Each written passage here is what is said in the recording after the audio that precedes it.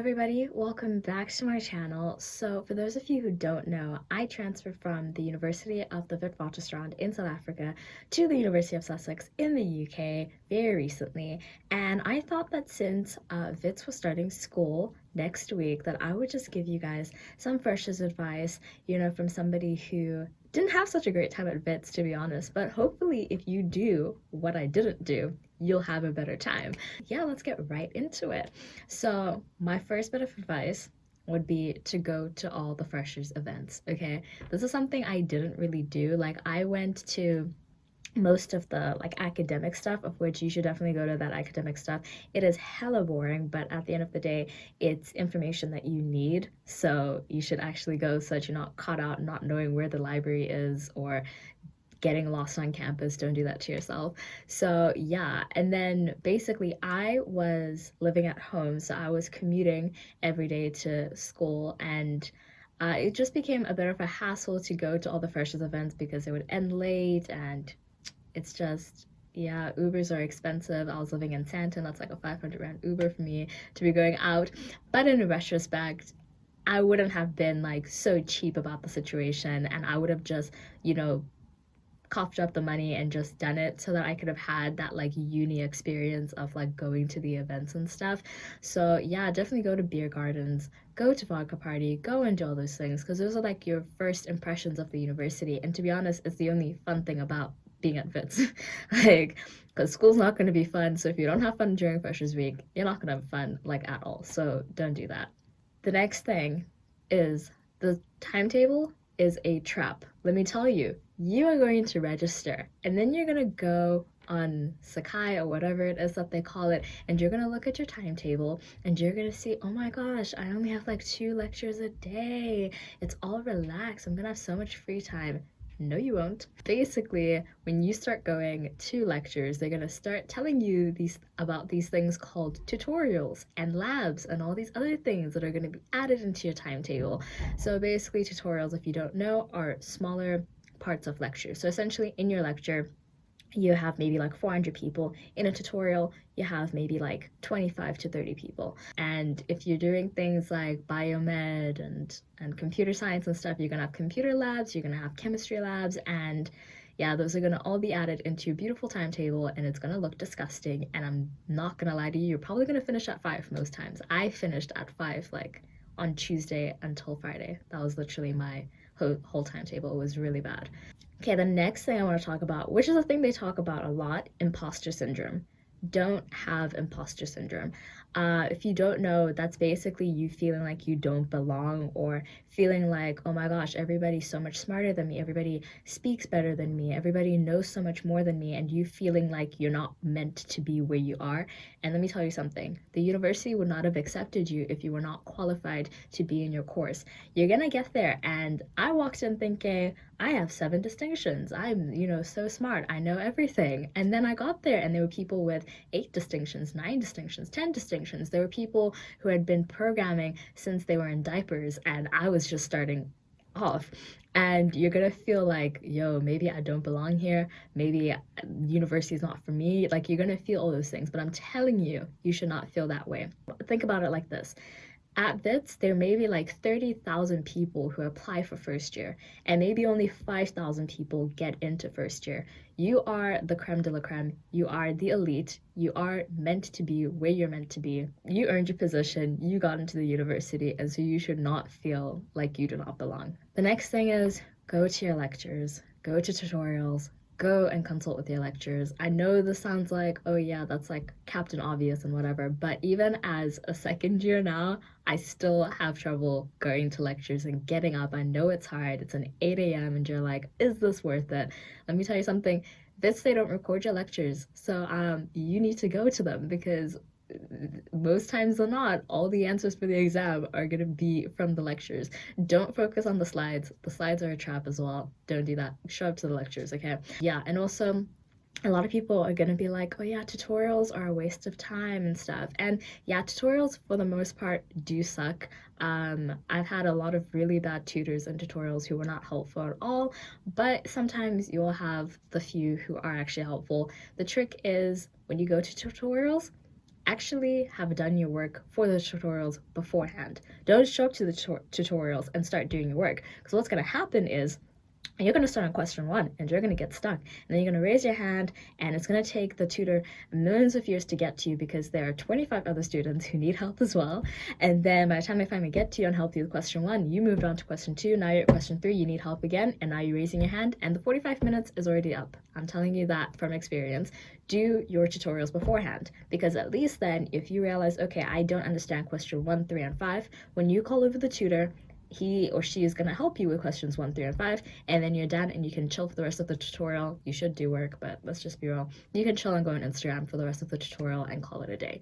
My biggest piece of advice, go and consult with your lecturers. When you don't understand something, it's so much easier to go, well, it's not really easy because you'll really be sitting there and you'll be thinking, oh, it's like time to consult with my lecturers. Should I do that or should I go to Zesties? No, go and consult with your lecturers. The thing about it is, I know I've had a lot of lectures that I thought were just like horrible, like they just could not teach. I could not understand why Wits even hired them. I was like, these people are incompetent, but no, they're really not. Some people are just better at teaching one-on-one. I've literally had that where I've gone to a lecture outside of school hours and just gone to ask them a question, and suddenly one-on-one everything's clicking and everything's making sense, everything that wasn't making sense before. So sometimes they really can help you, so really do make sure you do that. First consult your tutor and then go to your lecturer if you still don't understand. Speaking of Matrix and Zesties, Matrix and Zesties, not your friend. Do not go and be sitting and hanging out at the Matrix and Zesties the whole time, because let me tell you what's going to happen. You're going to be doing that next year when you're repeating first year. I didn't really have this problem because I didn't really have friends like that, so I wasn't really hanging out at the Matrix and Zesties that often, but I've seen it happen to people. Don't sit and smoke hub the whole time. Let me tell you, it's not going to end well for you, okay? The next thing is assignments. Do your assignments in advance. I'm not going to tell you to do it a month in advance, because you're not going to do that. You're a uni student and you're a procrastinator, so that's not going to happen. But make sure that you at least do it like a week in advance. Just start the week before. And when it comes to submitting it, do not submit on the day that it is due. Let me tell you, Sakai can be real nice when it wants to be, and Sakai can be real mean and bad when it wants to be. Basically, if you are sitting there and it's 2 hours before your submission deadline and you're starting to put things in to Turnitin and you're waiting for that stuff to load, let me tell you something, it's going to take a long time to load, because there are 400 other students who are also trying to submit their assignment and to Turnitin at the same time, and let me tell you, it's going to be slow, and you're going to wait an hour, maybe 2 hours, and you're going to be watching the clock, and you're going to be seeing the submission time coming, 5 o'clock deadline is coming, and your stuff is still on Turnitin. Don't do that. I've done that in psychology. I did that, and it was very stressful. Do not do that. So submit the day before. Another thing, check your emails. Check your emails consistently, add it to your phone, get notified, because I've shown up to lectures that I wasn't supposed to show up to because it was canceled, and guess what? I didn't check my emails, so I could have slept in. But no, I showed up to school, went to the venue, sat and wondered why everyone else wasn't there. It's because I didn't check my emails. Another thing is, I showed up to the wrong maths class for like 2 weeks, the first 2 weeks of school, because I thought that I was just supposed to go to the class that's on my timetable. Your timetable is a lie, let me just tell you, because they're gonna send you emails of what your timetable is actually supposed to be, because in my case, I had a maths class with like 400 people, and they ended up having to split us into 2 sections, and so we did algebra and calculus on different days, and it was just very wish-washy and stuff. So basically, I would say to you, get an app on your phone of a separate timetable, because your timetable on your app is not going to be even remotely similar to what your actual timetable is going to be. Next thing, first year parking is far from everything. I'm so sorry. Like, literally, I feel your pain. It is far, okay? Especially if you have a class on East Campus, you are going to be walking a lot, and I'm just so sorry. But at the end of the day, it's 1 year of your life, and second year you'll have great parking. So yeah, just be strong. And first year parking is annoying as hell, because most times than not, there actually isn't even parking and you have to illegally park. We all do it. Security understands most of the time. Don't come at me if you get clamped, but I've illegally parked in first year parking because there was no parking and I didn't have any time. So yeah, everyone has cars these days. So gonna have to deal with it. Now, as far as one of like the biggest things about uni, I guess, would be making friends. Now, how do you make friends? Well, my first bit of advice is to those people who are going to uni with their friends from high school. Now, I was like that. I went to Corford College in Stanton, so when I went to Wits, I was in the same city that I did high school in, and I went with like a lot of my friends from high school. And let me tell you, the problem with this is that a lot of people who do that end up not making friends with anyone at uni because they're so comfortable with their friends from high school. Now, it's great to have friends from high school, but it's also great to have friends of your own. If you find that your entire squad are people that are friends with your friends, like you don't have any friends of your own, that's a problem. You need to actually go out into your course. Honest to God, if it's even to the point where your friends are doing your course, I will pray for you, because I know so many people who have not made friends because they're just like stuck in their squad. But really try, make the effort, go out into your tutorials and make friends with people there. When you're going to a lecture and you're sitting next to somebody, just say hi, how are you doing, where are you from, are you staying in res, da da da, that kind of thing. And just like start talking to people and start making friends, because the worst thing is, in my case, I went to uni with like all my high school friends, and they were all doing like biomed and stuff. And so first year it was chilled, everything was great. And then second year, they all went to med campus and I was by myself on main campus. And guess what I used to do? I used to eat lunch in my car by myself because I didn't have any friends. Don't do that to yourself. So yeah, and that counts for relationships as well. If you're going to the same university as your boyfriend or girlfriend, I'm telling you now, do not be so wrapped up in the situation that you only hang out with them. You're gonna need your own friends, okay? Like, it's just unhealthy if you're just gonna spend all your time with them. Definitely go out and make friends and make that effort, even if you think, oh, I don't need to, I'll always have my friends. Da, da, da. You don't know how life is gonna work out. Things change on a dime. So I would literally just make sure that you're never caught out in a position like me where you're eating lunch by yourself. It's not fun. Hence why I'm here now. I had to transfer universities. This is what happens when you don't make friends. Balancing school and social life. So basically, I might be unique to the situation, but I don't think first year is incredibly hard.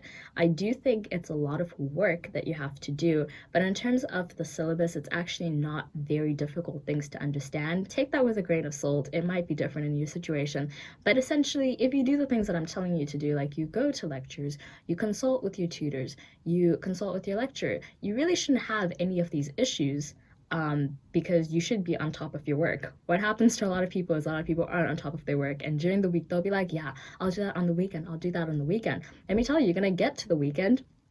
Saturday and Sunday sounds like a long time. It is not a long time. You're gonna get to Sunday night and it will be 10 p.m. and you'll be like, I am not done with my work that I needed to have done. And I have been there before. That is why I'm telling you to not do that to yourself. Work hard during the week. Monday to Thursday for me were the days that I would work, and do all my stuff.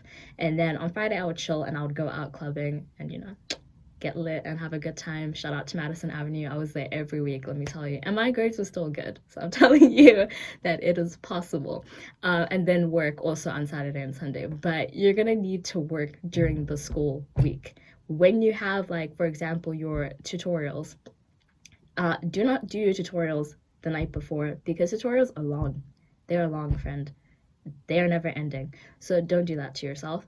Do your tutorials like the week before. Let's say I have a tutorial next week, Tuesday. I'm gonna do it the previous week, maybe like on Wednesday and Thursday, and maybe even Friday if it's that long. You gotta kind of give yourself time to do these things. Now, the last thing, Habib is probably gonna tell you this as well, but you will fail at something. Unless you are just like Einstein, good for you, and you just didn't feel anything in first year, like, props to you, claps. But most of us fail at something. You're gonna fail an assignment, you're gonna fail a test. I remember, like, getting like, I can't even remember what it was. It was like it was in the 30s. It was very, very bad. And it was like the first like time I'd actually failed at something, especially in uni, and I was like shook. But it happens. All you gotta do is pick yourself back up, study harder, and you'll come out of the tunnel stronger or whatever. I don't know, inspirational stuff. Insert here. But yeah, that same test that I failed and got like a 30% in that course, I ended up being able to get a B. So it's not gonna like be the end of you if you fail one thing. Just don't get into that mindset of, oh, I already suck at this, so I'm just not gonna try. If you are failing at something, you need to try even harder, you know. And yeah, there are so many different people that are there to support you and that are there to help you. I hope that helped. I hope you guys have a really good first year at WITS. I did not, as I've said before, but I really hope you do. And if you don't, let me tell you something, focus on those grades, because if you need to hop out of there and you need to transfer, your grades need to be on top of stuff.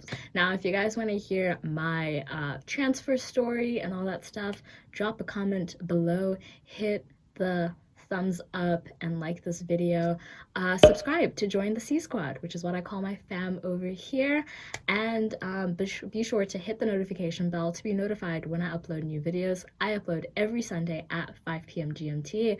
Good luck, guys. Peace.